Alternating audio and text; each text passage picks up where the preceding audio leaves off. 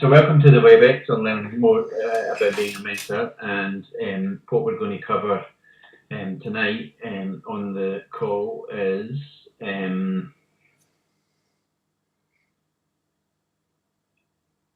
for that. In fact, just a wee bit of context to how we got to this point with the webex. We really struggled to get mentors for our branch mentoring scheme.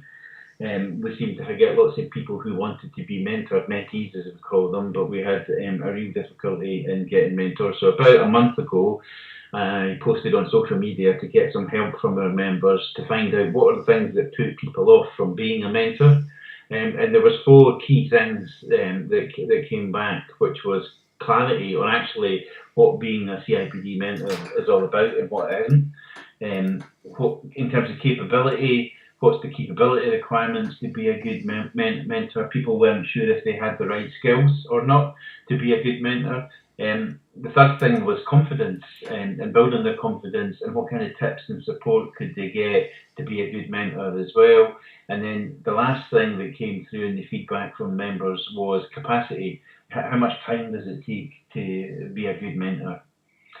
So what we're going to cover tonight is just those 4 things in a bit more detail and tell you a little bit more about what it takes to be a member-to-member mentor in the CIPD branch mentoring scheme. I had hoped to do a real live role play with you, but as it stands at the moment, the technology is defeating us, and my real life role play partner is not able to join us at the moment, but hopefully she can get logged in by the time we start.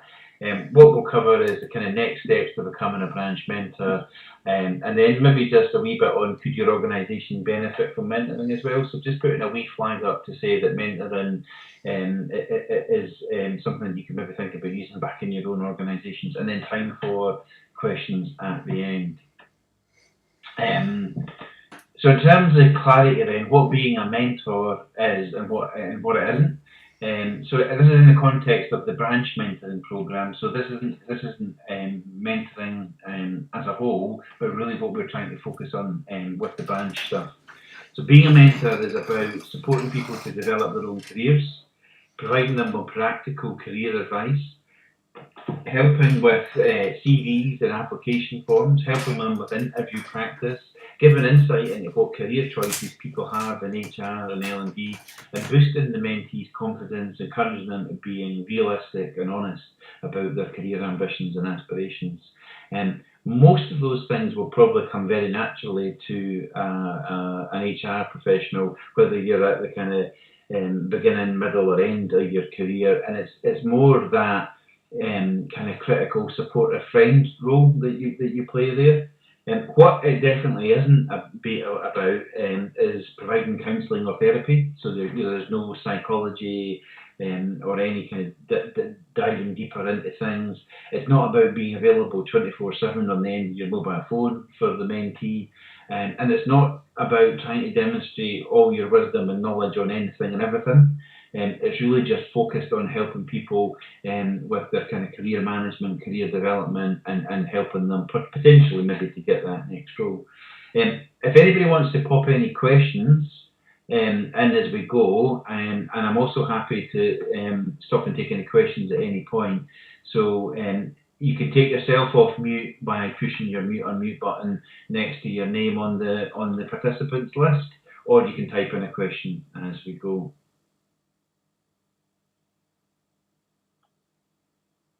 Cool. So that's a little bit of clarity in terms of what it is and what it isn't.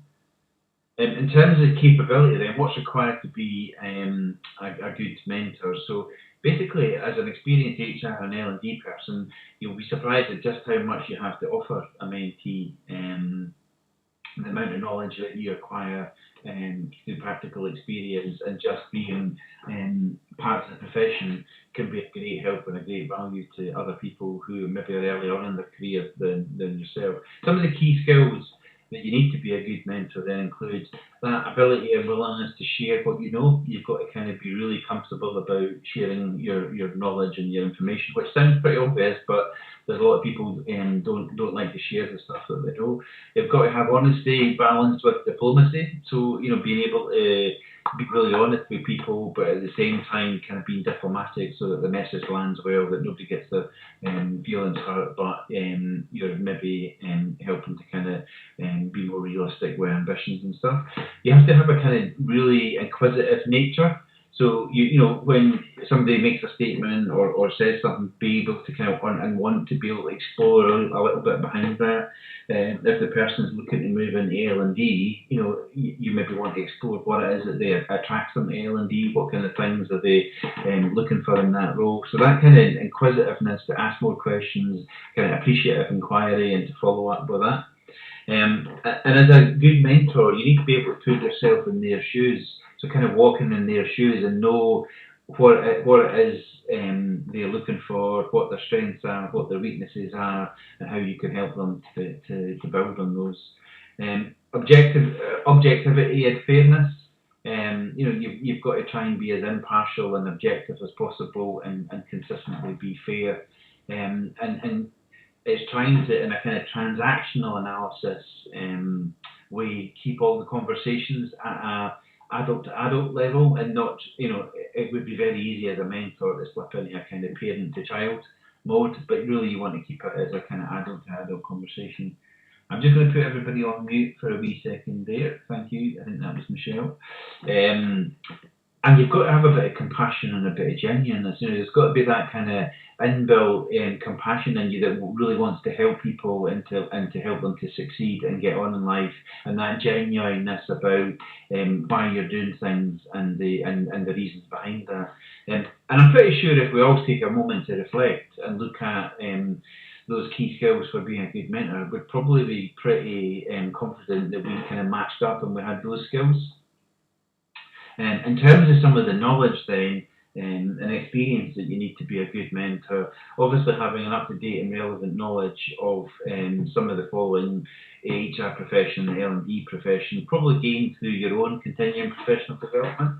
So as a CIPD member, every year you'll be focusing on your own continuing professional development, and you might even be one of the lucky ones, like I was last year, to be audited on your CPD and show and demonstrate what it is that you're doing. So anybody who's kind of got a good handle on what's happening in the profession, what the kind of current trends are, what's the trends of things like the future of work, the future of learning, and then also a good understanding of the key stages of the recruitment process, and especially CVs and competency-based interviews, as those are kind of two really crucial parts of a recruitment process.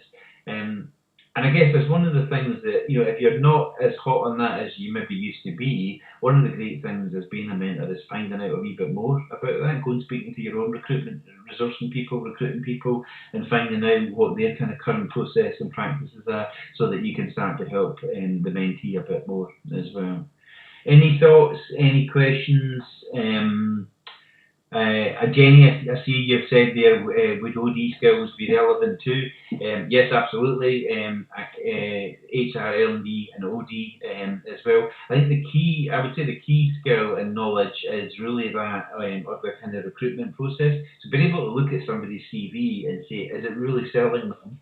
Is it really talking up their experiences? And does it match what's... Oh, I'm just checking to see.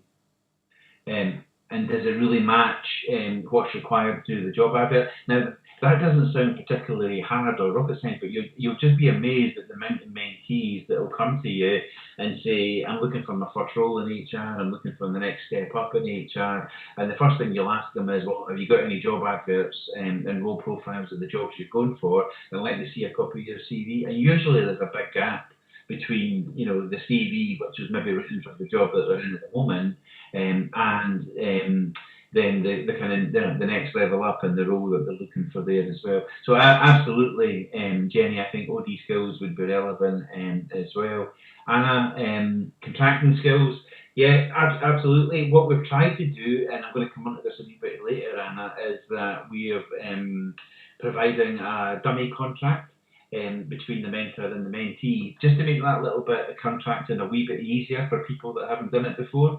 I know it's a key part of many consultancy processes, HR consultancy processes, that contracting and recontracting. But to help that, we've also got a kind of dummy contract that we can send that the mentor and the mentee can complete, and then kind of hold each other to account in terms of the contract. Great questions, guys. Is there anything else that anybody wants to ask on any of the stuff that we've covered so far?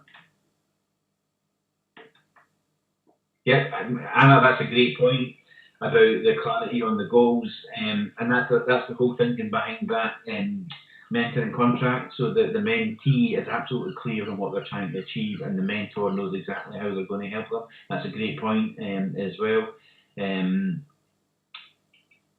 Fantastic. Anybody else got any questions at this point? Okay, we'll move on to confidence.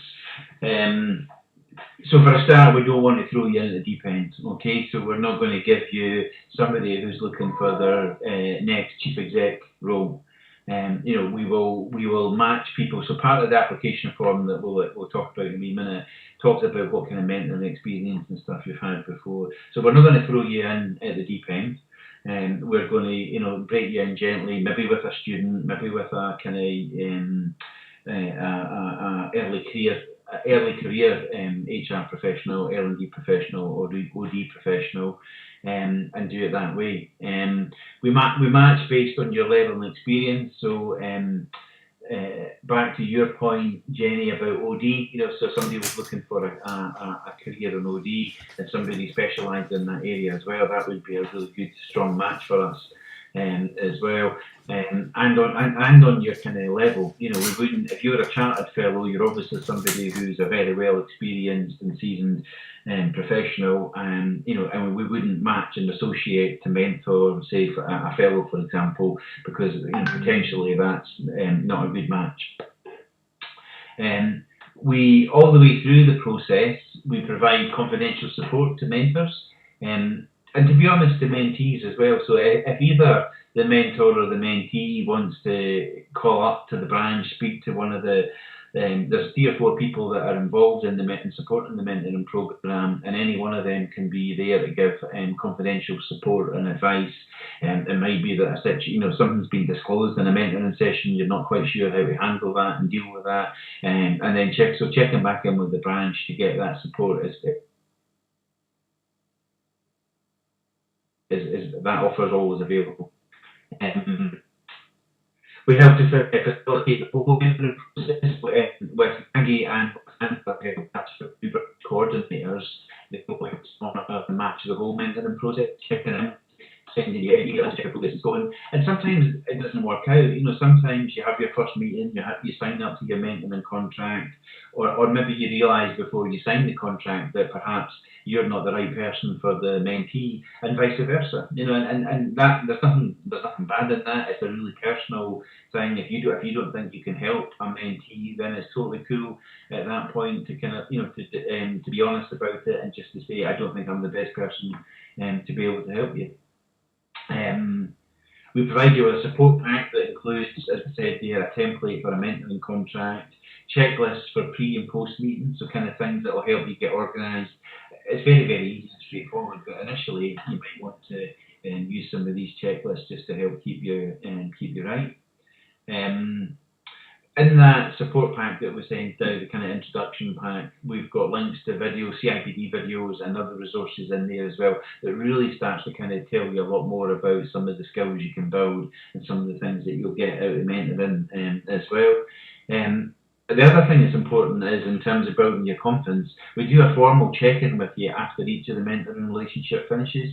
So a member of the branch mentoring team will arrange a kind of quick 10-15-minute telephone call and kind of just run through with you how the experience was, what did you get out of it, and how could we have improved that experience for you for the next time. And then lastly, we'll give you a CPD certificate confirming your success as a mentor. So a great way of proving your CPD and giving something back to the profession would be to be a mentor, and we'll recognise that through an official CPD certificate that we'll email to you.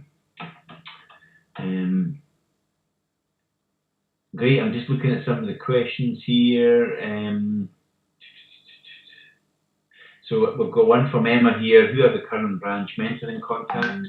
So we'll send this out after the information with the pack. So we try to put all of the kind of to and fro emails back through the branch coordinators, and those email addresses will be on the packs that we send you. So for Mid Scotland, it's mscotland@cipdbranch.co.uk.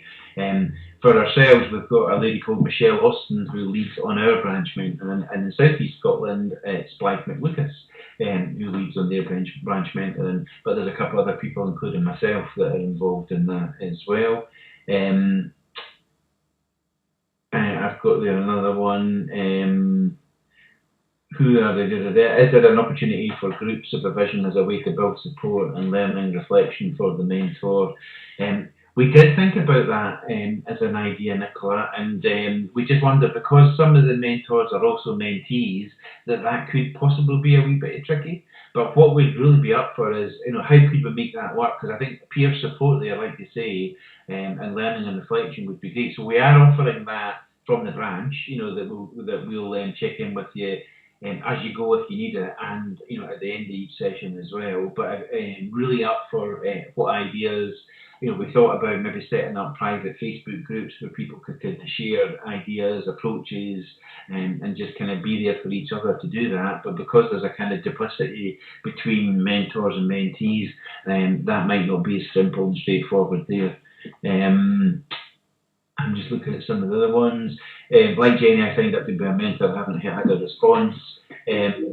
Apologies for that, Richard, if you have. On the back of tonight, everybody will be emailed with the full introduction pack, and as part of that pack, there's an application form which is very, very simple and straightforward to fill in, and it's mainly actually for GDPR purposes and really to get your contact details, that we get the kind of basic information off you, and then we're going to try and get people matched up as quickly as possible. We're probably at a situation at the moment, if I'm being honest, that we've got a little bit more mentors than we have mentees. But now that if we start to build that list of mentors, that we'll quickly go out, and our experience shows that we've got no real difficulties in attracting mentees. The problem is if you don't have a mentor there to match them up to. So I'm pretty sure that over the next 2 to 3 weeks, we'll get enough mentors and mentees matched up to get everybody up and running. And apologies if you haven't heard anything. This is us trying to kind of move things forward on a much more efficient and effective basis. How do we let the branch know when the mentoring relationships are finished? So that'll all be in your mentoring contract information as well. We will try and get, as part of that template contract, we get an idea of when we think the mentoring. I'm going to come on to that in a second about time commitment and how long. So we get a rough idea of when we think it will be finished, and really it's just emailing Maggie or Angela at the branch to let them know that that's it done. A comment, not a question, from Jenny. I have a wonderful mentor matched to the CIPD scheme, really great advice, and also a contact in another work sector. All good. Great. Thank you for that comment, and not a question, Jenny. That's really helpful, and it's great to hear some of the success stories. And we've got on the branch YouTube channel, we've got a mentoring video that we did a year ago that was the branch committee members talking about their mentoring experiences as a mentor or as a mentee. And what we're doing just now is we're going back and speaking to people now who have been mentored, or mentors or mentees through the branch programme, and updating it with their stories. And it would be great just to keep on growing that kind of video library of short talking head stories of what people got out of their mentoring experience. I think it makes it more real for people, and kind of makes it more tangible as well. So thank you for that feedback. An action learning set is a great idea, Nicola, as well. Can you know what that means? One of the things that we are trying to be mindful of as we go through all this is balancing that kind of work-life volunteering balance, because volunteering somewhere comes in between work and life, and effectively what you're doing when you're being a mentor as part of the CIPD scheme is you're volunteering to help one of your peers on their career. So I'm just mindful of that, and investing more time and energy and action learning. And if people are up for it, we're absolutely delighted to facilitate that and to go with that as well. So, and I'm a big fan of it. On a personal level, I'm a big fan of action learning sets. It's a great way of kind of getting everybody sharing good practice and talking through issues and solving problems as a group. So fantastic. Blythe, nice to see you here. Scotland have an event which may be able to use for networking of mentors and or mentees. Great. So Blythe, maybe we can pick up in the Facebook group after this what your thinking is there as well. So just to recap a wee bit, we've covered, clarified a wee bit more about what being a CIPD mentor is and what it isn't. We've talked about kind of what key skills and what kind of knowledge and experience you would need to have. Most HR, L&D or OD professionals are going to have that. We've covered how we're going to build your confidence, because if you've never done it before, and when we were doing some of the kind of chat box stuff at the start, and there was quite a few people who had been mentors and stuff in the past, but you know, we've really got to kind of support and help everybody and build everybody's confidence to be a good mentor. It's in everybody's interest that we make the best mentors out of people as we possibly can. So last of all then is capacity, the capacity required to be a good mentor. So the first thing to say is you would normally only have one mentee at a time, particularly starting off. Some people are happy to take on two, because as we kind of go through the rest of this, you'll see it's not a massive time commitment to get involved. So you could juggle and balance two mentors or mentees quite easily. The big thing here, and this is quite a change for us, is we've decided that meetings can take place virtually and are usually about once a month.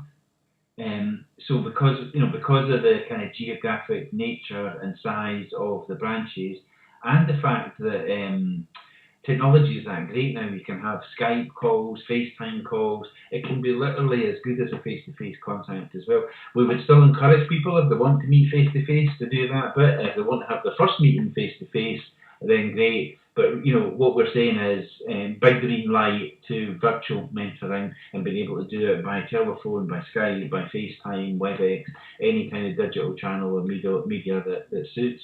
And usually one meeting a month feels about the right kind of pace for it. It might be that if the mentee's got a particular deadline or something that they're trying to achieve, that it's slightly more than that.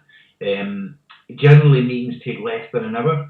So you would be looking, as a good rule of thumb, to have a mentoring meeting kind of wrapped up and an agenda as such that would take no more than an hour. The onus lies with the mentee to take the notes and the actions. So, that's part of the deal, that the mentee does that bit and agrees, takes the notes in the meeting, and most importantly, what the actions will be. And those actions will more than usually lie on the mentee to be doing stuff. As well, but there's no admin and there's no paperwork for you guys as mentors, which is the key thing.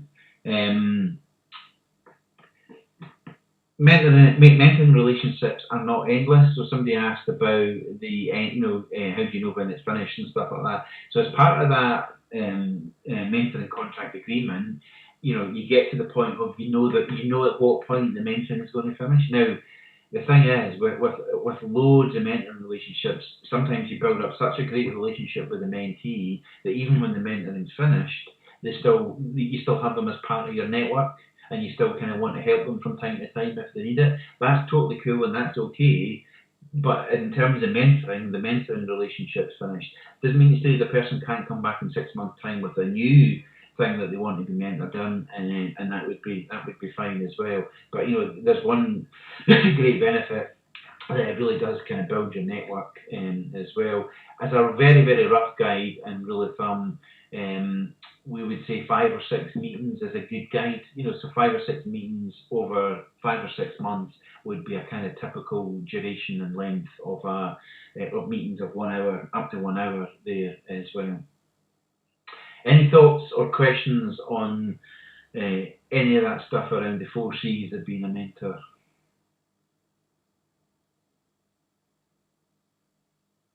Okay. Michelle, are you on the call?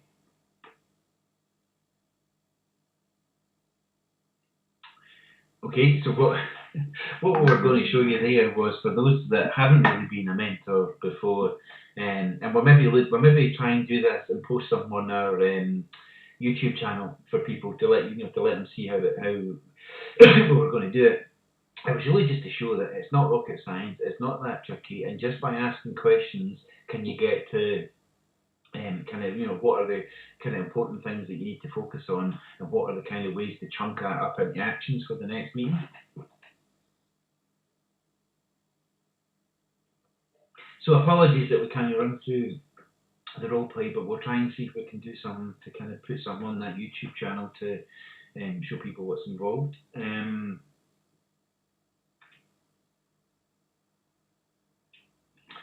So next steps are becoming a branch mentor. So if tonight hasn't put you off at all, then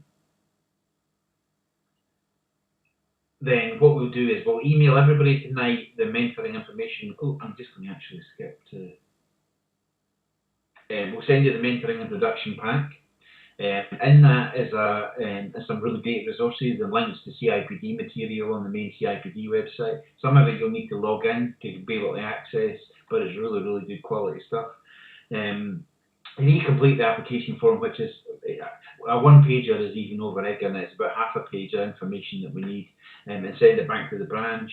We'll try to find you a mentee. We're going to now be going public and asking for more mentees to come forward.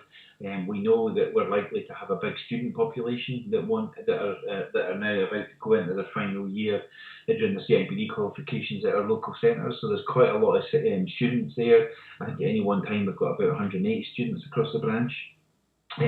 Once you've sent in back your form, we'll send you the full mentoring support pack. And then hopefully the details of the contact details for your mentee as well. You and your mentee, and really the onus is on the mentee to contact you to arrange the first meeting and complete your mentoring contract. The mentee then will send the completed contract back to the branch and let the mentoring relationship begin.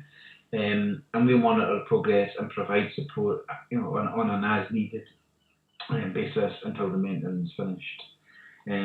Any questions on any of that? Thanks for the compliment there, Anna, about the summary and stuff. We're really trying to keep this really clear and really simple of what the CIPD branch mentoring scheme is all about. It's about helping other members with their career development, their career management, giving them advice on their CV, giving them interview practice, and giving them kind of general career advice about what some of the options are in HR, or L&D or O&D, I think the good thing is if some of the things you've got a bit rusty on, then it's a great opportunity to go and try and connect with your own networks and your own relationships to find out a wee bit more and help your mentor that way, which I think is still a win-win as well. Maggie's let me know that Michelle is trying to dial in now, so she can see my screen but she can't hear me, which is the complete opposite of what it was a half an hour ago, where she could hear me but not see my screen. One other thing to cover then, which is, as you go through, hopefully you're going to sign up and you're going to become a mentor now, and hopefully you'll see just how kind of powerful and how impactful it can be on people's lives. So what we've tried to do here was kind of pull together some of the key benefits of, could your organisation use a mentoring scheme? Could that be a significant HR, L&D, OD intervention that makes a difference in your organisation? So some of the kind of key benefits of an organisation mentoring scheme is it's a powerful development tool for mentors and mentees, and best of all, it's free. Well, technically it's not free because you'll be paying people their salaries and wages, but you're not having to pay any additional money on top of that because it's just time commitment that it takes from people. A lot of organisations use it with their talent management, so to help kind of grow their future talent and future leaders, they'll set mentors up with people to do that, and it kind of really gives a kind of fast track way of building expertise and leadership skills. It helps to pass on knowledge and expertise, if you've got an ageing workforce or some unique expert systems in your organisation or ways of doing things. Setting up mentors can be a great way to kind of help make sure that that knowledge and expertise is passed on. Probably most of you are using a form of mentoring in a kind of buddying process as part of your induction, and that's what exactly what mentoring is. It's just helping people ease themselves into the organisation and hit the ground running, and make that as an enjoyable experience for people. So if you're not using mentoring slash buddying in induction, it's something maybe to consider. And the other great thing about introducing a mentoring scheme there is even with your more experienced, your more senior people who are mentors, it allows them that opportunity to reflect back on their own practice and think about areas where they could improve or they could tighten up on things, or maybe some strengths and some weaknesses have been identified. And the other great thing is it develops those professional relationships and networks both within and out with the organisation. So in an organisational mentoring scheme, it'll be much more about connecting people to your internal and external network, as well as giving them some great advice and guidance and things.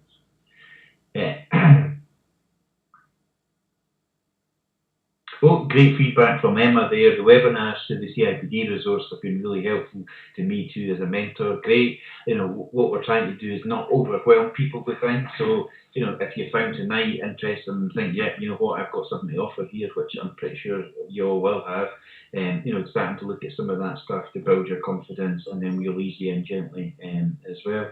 Michelle, I'm going to try one more time to see if you're able to connect. Any more questions then? While we'll give Michelle a couple of more minutes just to see if she can. Oh, hello. Hi, can you hear me? Yes. Hi, Michelle. Hi. Great. So I think somewhere in here, where was it? Real life role play. Yes. Welcome. So, guys, what we're going to do here is just to so the whole point of tonight was to kind of demystify and debunk some of the myths and some of the kind of misconceptions around what being a mentor was, particularly in the CIPD branch mentoring scheme. So what we thought we would try and do is really bring it to life just by Michelle and I doing a wee bit of a role play around how a mentoring meeting might go.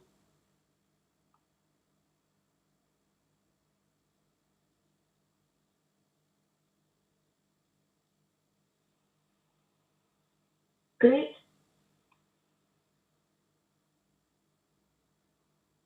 Hello. And so, can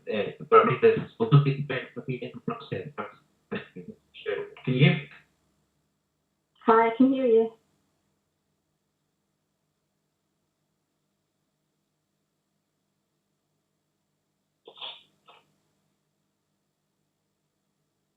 Can you hear me, Michelle? Hello? Hi, I can hear you. Qualification. Just cutting out. Say that again? The phone keeps cutting out. Right, what we'll do is we'll pass on the role play tonight, and Michelle, we can do one and then post it up on the YouTube one as well. Perfect. And do it that way. We can just record it over the phone and do it that way. Great. So we'll skip that tonight. Any other questions? Any other comments? Anything at all? This is the start of a journey, hopefully, for you guys as branch mentors. Obviously, if we get 20